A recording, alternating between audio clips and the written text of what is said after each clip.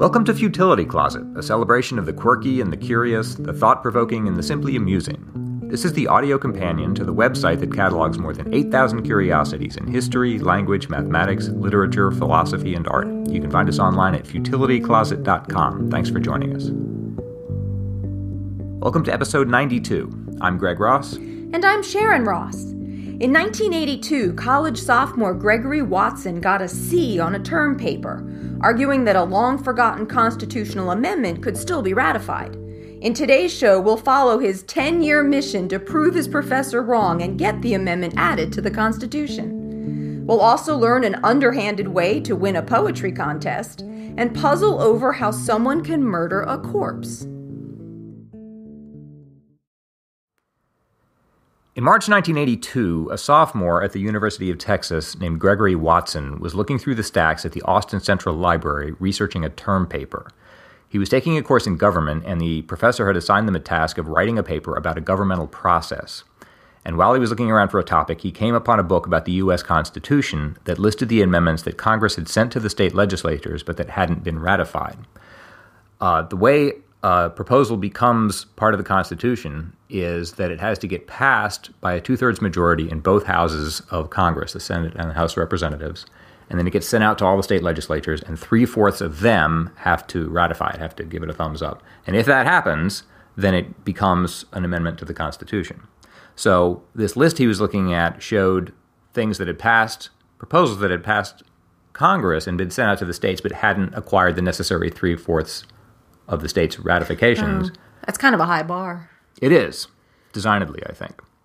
What caught his eye is that two of the proposals in this list dated from 1789, all the way back when the Constitution itself was being framed. Some participants in that process had said that they wanted to make some additions to the document. In particular, they wanted a Bill of Rights. So in 1789, James Madison put together a list of 12 proposals. All 12 of those passed the first Congress, and they sent them out to the states, according to the rules, which began ratifying them. By 1791, 10 of those 12 had been ratified, had received the approval of 3/4 of the states. And those came back and were added as the first 10 amendments to the Constitution, what we now call the Bill of Rights. Freedom of speech, press, religion, speedy trial, right to bear arms, all that stuff. That left 2. Of those 2, one was basically a formula for how to calculate representation in the House of Representatives. It basically gave a proportion to show how many members the House ought to have. And the other concerned Congress's compensation. It said that if members of Congress wanted to give themselves a pay raise, they can do that, but the pay raise can't take effect until after the next election, as a way to sort of put the brakes on them just willy-nilly voting themselves pay raises all the time. This way, if you want to vote yourself a pay raise, you have to sort of face your constituents before it takes effect, and it kind of discourages them from going crazy in doing this. The text of that amendment reads, "No law varying the compensation for the services of the senators and representatives shall take effect until an election of representatives shall have intervened." James Madison apparently felt strongly about this. He'd written, quote, "There is a seeming impropriety in leaving any set of men without control to put their hand into the public coffers to take out money to put in their pockets." And this made good sense to Gregory Watson standing in the library that day. He said, "I can recall standing there and feeling a strong impulse physically come over me that this 1789 Congressional Compensation Amendment not only made eminent good sense, but also that it was still technically pending before the state legislatures." Oh, really? After 192 years. Because he said, think about it, according to the rules, it has to get through Congress and then it has to get ratified by 3/4 of the states. But there's no time limit. Yeah, I was just going to say, so there's no expiration on that. So, in his view at least, it had got through the first hurdle, got through Congress, and was just sort of hanging fire out there in the states, just waiting till 3/4 of them ratified it. And that just hadn't happened yet.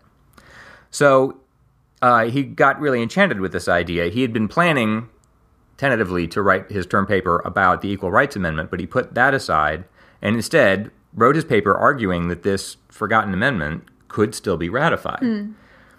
He wrote the paper up, turned it into the teaching assistant, and got it back a few days later with a C.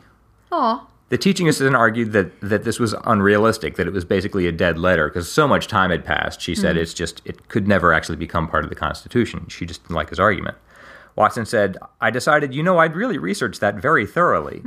I appealed that up to the professor, and she didn't change the grade. It stayed a C. I thought, well, I'll just get the darn thing ratified." I'll show them. So he was already very busy. He was Apart from being a student, he was also a staffer at the Texas State Capitol. And so he had to make time to pursue this project that he just took on voluntarily. He says he would eat, drink, sleep, and breathe the ratification of the amendment all 7 days of the week whenever he could shoehorn it into his schedule. And this was in the early 1980s, so it was before the internet, so this was an unthinkable agony of typewriters and postage stamps. What he was doing basically was writing to members of Congress and saying, can you put me in touch with someone back in your home state who would be willing to introduce a resolution in your state legislature proposing to ratify this 2-century-old proposal and see if we can get it added to the Constitution. He estimates that the campaign cost him a year of his life licking stamps and stuffing envelopes, and it was quite a high mountain to climb. He had to basically get 30 states altogether to ratify this amendment, approaching them on his own one by one. But it gained momentum. The first break came in 1983, which is just a year after he'd gotten his C. A state senator in Maine agreed to introduce a resolution for ratification there, and Watson thought, well, if I can get Maine to pass it, surely there will be other states. And in fact, Colorado followed in 1984, and from there, he said, things just skyrocketed. I should mention at the time this was kind of a simmering issue politically in the country anyway. When Watson submitted his term paper, Congress had just voted itself a special tax break. He said, it struck me that this was a very sneaky backdoor pay raise, and I felt that it was time to do something. He said that a lot of people felt that there were numerous instances in which Congress had found a way to vote itself a pay increase or an increase in compensation without technically having to go on the record. And there was some discontent about that. So his timing was really good. Yes. And for that reason, the states, a lot of them cooperated. There was this feeling was quite common at the time. So Watson just worked on at this year after year, approaching state legislatures and trying to get the legislation put through. I'm sure by this point he's long graduated and his C is long forgotten. In fact, 10 years had gone by the time he got the final state ratification, which is Michigan's, which came on May 2nd, 1992, a decade after he finished his course there. But Michigan passed it unanimously, and it became what's now the 27th Amendment to the Constitution. He succeeded. After the longest ratification process in U.S. history, 202 years, 7 months, and 12 days.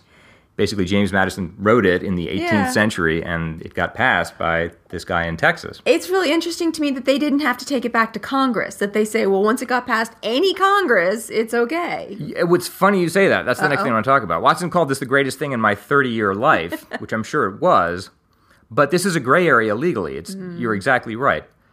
Because the way it works today is if someone proposes a constitutional amendment, typically what happens is when Congress writes it up, they insert a time limit, typically 7 years. Oh. So if it passes Congress, they'll send it out to the state houses and say, okay, you've got 7 years. If 3/4 of you ratify it in that time, then great, it'll be in the Constitution. Because I was wondering about that. Like, are all these other amendments still pending somewhere? But no, not if they have time limits. Yeah, not in modern times, not since the early 19th century when they started doing that. But there are other amendments out there pending that don't have a time limit, and it's basically never come to issue what happens. It's never come to a test because no one's contested it. The Supreme Court has said in a 1921 case that there's an implicit statute of limitations in all legal transactions and that the constitutional amendments are no exception. But it's also said in 1939 that ultimately this is a political process, and so if someone's going to have to decide whether the ratification of a given amendment is valid, quote unquote, it's not the courts that'll do that, it's Congress itself. And that just hasn't happened to come up yet, so no one quite knows. It hasn't been thrashed out in actual practice yet. So no one really knows. In fact, it's interesting. When Watson's amendment, what became the 27th Amendment, when Michigan passed it in 92, the archivist of the United States said, well, that's it. It passed Congress. It's got 3/4 of the states, so you're done. It's going to become... He was going to register it as officially the 27th Amendment. And Senator Robert Byrd of West Virginia, who had a reputation as a stickler for the rules, stepped in and said, basically, not so fast. At this point, Congress has the privilege of stepping in and just declaring that this was not valid because it's so old. Okay. On paper, Congress has that right, but... And in fact, Watson himself agreed that this would have been within Congress's power to do so. But in this case, it never actually came to the test because it would have looked terrible. Yeah. Basically, the amendment said Congress shouldn't be allowed to vote itself a pay raise.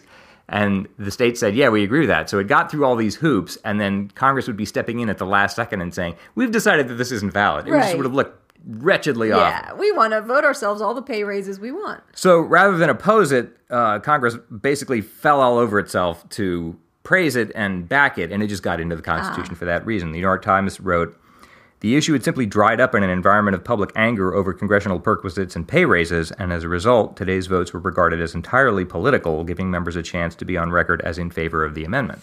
So that means that it's still a gray area, because if they challenged it, then at least we'd be setting some precedent about how this stuff works and what the outcome would be. But that didn't happen in this case. So it remained untested. I want to know, did he go back and get the professor to change his grade on his paper? No. In fact, some newspaper reporters have gone back and talked to his professor, and she said, I have hundreds of students every year. She doesn't remember, because 10 years had gone by, to be fair. She's probably tired of being asked about that, but it's a natural question. So you may be asking yourself, who cares? If a measure is good enough to get through both houses of Congress and it's written by somebody as, like James Madison, it's probably a pretty good idea. What's the big deal if it takes a long time to get through the state houses? And the answer is that ostensibly any constitutional amendment reflects the will of the people, sort of a broad consensus of the people in this country, what the Supreme Court elsewhere called a contemporary consensus, that the people who live in this country at the time that it's proposed generally support it, whatever it is.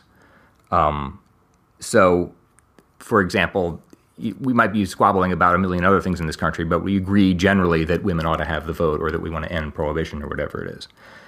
If you don't put a time limit on this ratification process, then what can happen is that Congress sends it out to the state houses, and in principle, years or even centuries can go by while it slowly filters its way one by one through the state legislatures. And by the time it gets to the finish line, we might find ourselves with an amendment that we don't want anymore. Yeah, that made sense at the time. And just doesn't anymore. I've got two examples of that. I had said that in 1789, the first Congress had sent out 12 proposals. 10 became the Bill of Rights. One is this compensation amendment we've been talking about. The other one is something called the Congressional Apportionment Amendment, which basically sets a proportion to decide how many members should be in the House of Representatives. It's one in every 50,000 citizens. That's what was proposed way back in 1789. Well, that got sent out to the state houses, didn't get the required number of states to ratify it. So that, too, in principle, is still hanging out there waiting to be ratified. And that could still happen. If somehow 3/4 of the states suddenly decide to accept it, then it, too, would be added as an amendment to the Constitution. But in the interval, in the intervening 2 centuries, the country has grown so much larger that we'd have a disastrously huge number of representatives. By my calculation, we would have, if it passed today, we'd have 6,378 congresspeople, which would require another 14 Capitol buildings. I don't think anybody wants that. There's another scarier one. There's something called the Corwin Amendment. In 1861, as we were approaching the American Civil War, states were seceding from the Union. And as a sort of bargaining chip to try to persuade them not to do that, Congress said, look, if you stay, we'll protect slavery in the Constitution. We'll recognize it as a domestic institution, and we'll set up an amendment saying that Congress can't interfere or even pass an amendment afterwards abolishing it, that slavery will be protected. That, too, passed Congress and went out to the states and has just been technically floating out there ever since, and is still technically viable. And in principle, God forbid, if 3/4 of the states wind up ratifying it, that, too, would become part of the Constitution. But it would have to be ratified by the states today. Although, I suppose if some of them ratified it quite some time ago, I wonder if those still count. Like, if it got through, Georgia, like, does that still count? Yes. Like, I mean, from my understanding, it does. And would have to. I mean, it's still very unlikely, but still, it's, in principle, possible. That's no one's consensus. No one in this country wants slavery back. But it's technically accurate to say that we're on the last step of adding it to our Constitution. So, admittedly, the chance of any of these outstanding proposals actually becoming amendments is very low, but the critics of this business say, why even take that chance, especially with issues that are this important? Why wait to address them until this becomes a crisis? Yeah. And the problem is, there's no precedent for it. There's no way really to establish what to do. Both Congress, as I said, has the right to question the validity of a ratified amendment, but none of the stuff has come to issue, and it's not clear, at least to me from my research, whether Congress has the authority to sort of yank back a proposed amendment before the states have had an opportunity even to vote on it. Perhaps they do. I don't know. It's just, this is all a gray area and hasn't been decided, and it's kind of scary because these are really important issues. Gregory Watson, who pushed the 27th Amendment through after all this, just went back to his job in the State House. At the time, there was some rumblings about whether this was some shadowy cabal that was attacking Congress. It was more than just one guy. It was some larger, sinister effort. And he says that's ridiculous. He says, quote, "That's pure nonsense. The state legislators who voted to ratify the amendment formed bipartisan coalitions from both political parties, and those few who opposed the amendment also came from both parties. It transcended party. It transcended liberal versus conservative. It was truly bipartisan." Watson himself is interested in government and, in fact, works in government, but he's not a politician, and he doesn't even seem to be a political animal. He says he's mistrustful of politicians regardless of their partisan affiliation. He's just some guy. In fact, in July 2011, he lost his job as a staffer for a Texas state representative and wound up working at a Dillard's department store in Austin's Barton Creek Square Mall, a turn of events he calls a bit of an American tragedy. So he's just some guy. He now works again for the Harris County delegation to the Texas House of Representatives. And I think it's sad or poignant or inspiring that as recently as the 1980s, one ordinary citizen could accomplish something as momentous in our system as getting the Constitution Amendment, especially because I think a lot of people feel now that the whole system has been bought and paid for. It's easy to be cynical about this. And his effort was really sort of what I think, if you'd asked James Madison, what do you think about this? One person's efforts really is what pushed the ratification through. He'd say, if the State House has ratified it, then that's how the system's supposed to work. Right. The people should be able to work their will if that's how they feel. Watson says now, if citizens would get involved in the political process, they can make a huge difference. The average citizen is more interested in football on television than he or she is interested in typing a letter to a congressman. And so because of that, politicians have gotten this notion in their mind that they can just do whatever they please and get away with it. And to a very great extent, they do. And so I would urge Americans to get involved with elected officials, share your views with elected officials, and tell that representative or that senator that this is something you're worried about and you want him or her to address it legislatively, and then go watch football.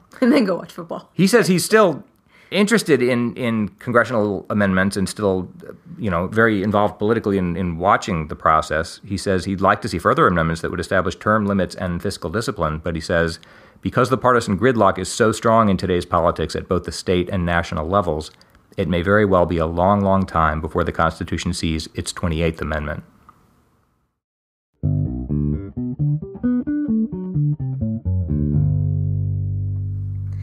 We want to thank everyone who has been supporting our podcast. It takes many hours a week to put together a research-intensive show like this one, and we just wouldn't be able to keep going if it weren't for the donations and pledges that we get from our listeners. If you would like to make a one-time donation to help us out, you can find a donate button on the sidebar of the website at futilitycloset.com. And if you'd like to join our Patreon campaign and pledge a recurring donation to help keep us going, you can get access to our activity feed, where you can find out what's going on behind the scenes of the show, get outtakes and extra lateral thinking puzzles, and learn what Sasha, our show mascot, has been doing lately. It's kind of funny to call her our show mascot, as usually her efforts are impeding us much more than helping us, but we don't tell her that. You can check out our Patreon campaign at patreon.com/futilitycloset, or see the link in the show notes. And thanks again to everyone who helps support the show.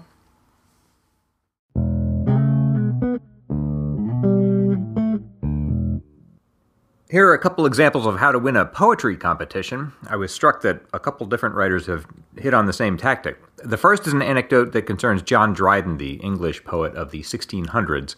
At one point it said he agreed to serve as the judge in an impromptu poetry competition among his friends. They were each going to try to write a poem just on the spot, and he agreed to choose which one was the best. His friends included the Duke of Buckingham, the Earl of Rochester, and Charles Sackville, the Earl of Dorset.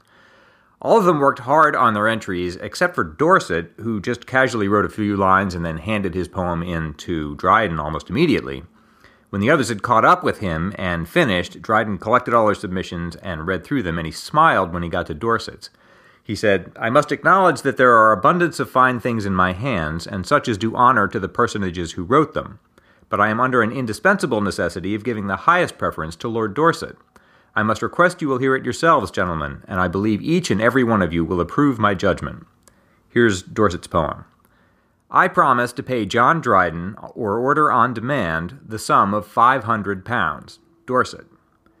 Dryden said, "I must confess that I am equally charmed with the style and the subject. This kind of writing exceeds any other, whether ancient or modern." About 200 years later, Mark Twain found himself in a similar situation. He entered a contest that was offering $10 for the best original poem on the topic of spring. And the rules said that no poem would be considered unless it should possess what it called positive value. Here's Twain's poem. Hail, beauteous, gladsome spring, a poem by S.L. Clemens, number 1163, Hartford, Connecticut, November 17th.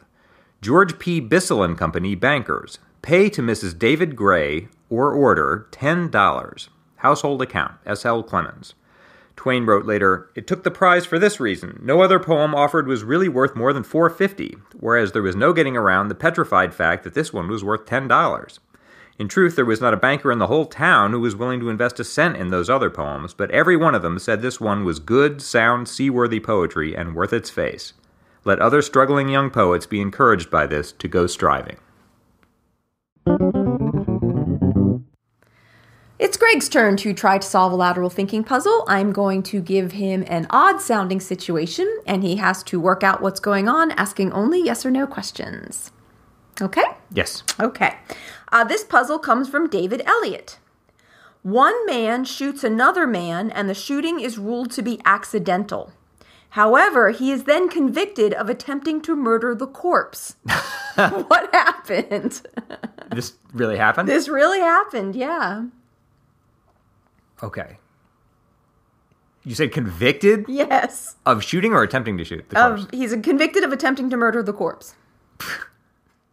All right. Where do you begin? Is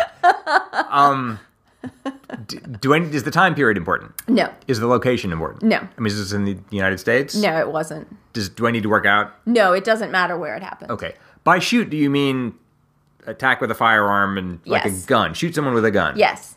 Firing bullets? Yes. Okay. Do I need to know the specific identities of these two men? No. Do I need to know their occupations? No. Do I need to know the setting where this took place? No. Are there other people involved? No. Do I need to know anything about the past, or the criminal records or anything like that? No. Really? So there's just two guys. It's just these two guys. Okay. So there's two guys. Yep. It doesn't matter where they are. Right. One shoots at the other? Yes. One man shoots another man, and the shooting is ruled to be accidental. Okay, the shooting is ruled in court that was accidental. However, he is then convicted of attempting to murder the corpse. All right. So let's take those in two. Okay. There's two things there. Right. On the first one, he shoots at the other man. Yeah. Does he hit him? Yes. He shoots the other man and hits him and kills him. Yes. With the first shot. Yes. Did that happen deliberately? Was he trying to kill him? No. It was an accident. Yes, and it was ruled to be accidental. And I'm saying that's accurate. That's accurate. All right. All right. So, one man shoots another man, kills him. Yes. But it's ruled to be an accident. Yes. And then the same act is subsequently judged to be murder of the corpse? No. I'm sorry, read that to me again, that part of it. He is then convicted of attempting to murder the corpse. As a separate act? Yes. Okay. I don't know if that's better. Convicted of attempting to murder the corpse. Yes. I don't think you can murder... Okay, the corpse meaning the corpse of the man he shot. Yes. Which is now a dead body. Which is now a dead body. Okay. Let's just look at that, shall we? Murder the corpse, meaning what? Attacking it with some weapon? Yes. So he shot him, and he died. Yes. And then he did something further to him. Yes. That brought a conviction. Yes. Okay. But you're saying the how do I say it? The legal regime, I don't need to know anything about the laws of a particular country. No. It's not some unusual law that they Correct. broke. This could have happened in this country. I don't know the exact laws in this country, but it's theoretically Conceivably. possible. All right. Yeah. Okay. He shoots a guy. Yeah. The guy dies. Yeah. And then he does something else. So murder a corpse. Does this come down to the legal definition of murder? No, not really. Because it's not, to me, murder means depriving someone of his life. Right. If the body's already dead. Right. Do I need to work on that? That's the twist. It's like, how could he have been convicted of attempting to murder a dead person? Okay. Let me go from the other direction. Okay. He shoots the guy dies. Yes. Then we've said that he does something further to the body. Right. With something other than the gun. No, with the gun. With the gun. Yes. Does he shoot him again? Yes, he shoots him again. And that's a crime. And that's the crime. All right. Murder means a deliberate attack with the intention of ending someone's life. Yes. Would you say that's true in this case? Yes. All right. So he shoots the guy by accident and then shoots him again. Yes. Deliberately. Yes. And hits him. Yes. Was he the dead guy? Was he dead when hit by the second bullet? It's believed so, yes. So he really was a dead body at Yes. that point. Did the attacker, can I call him that? Yes. Know that he was dead at that time? No. Okay. And let me just put that together. Yeah. So there's two guys. Yeah. The first one shoots the second one. Right. Who dies unbeknownst to the first guy. Yes. And then the guy shoots him again. Yes. Which is deliberately intending to kill him. Right. And it's sort of a technicality that he's already dead. Yes, very good. And this really happened? And this really happened. Very, very good. This was reported in an Australian newspaper called The Age in December 2015. So it was really recent. And it was in Australia. Yeah. Daniel Darrington was found guilty by a Supreme Court jury of attempting to murder Rocky Matskasky after Matskasky was already likely to have been dead. Apparently, the two had struggled with a gun during an altercation before Matskasky was accidentally shot in the head. And the jury bought that was an accident. But then Darrington claimed he then shot Matskasky a second time to put him out of his misery because Matskasky was making jerking and twitching movements, and it freaked out Darrington, who panicked and shot him again. That's kind of weirdly sad, like he was trying to help him. Yeah, and the medical evidence given during the trial suggested that these movements were probably made after death. But the important point was that Darrington intended to kill Matskasky, believing he was still alive, because he just panicked. His attorney said that Darrington had been significantly affected by alcohol at the time of the incident and was basically in shock after he was shot because he was not intending to shoot the guy in the first place. I see.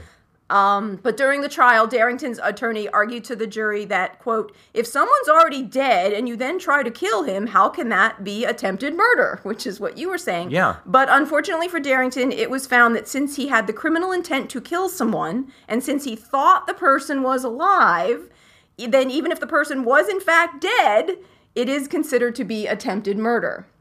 He had the criminal intent to kill, and he had the belief that the person was alive. So they found that it was, by the laws in Australia, actually attempted murder. The newspaper The Age says that this is the only case like this one on record. You can sort of see that. Yeah. Because it had the intent and he had the act. I mean, the most sort of reprehensible parts of what he did were present. Right.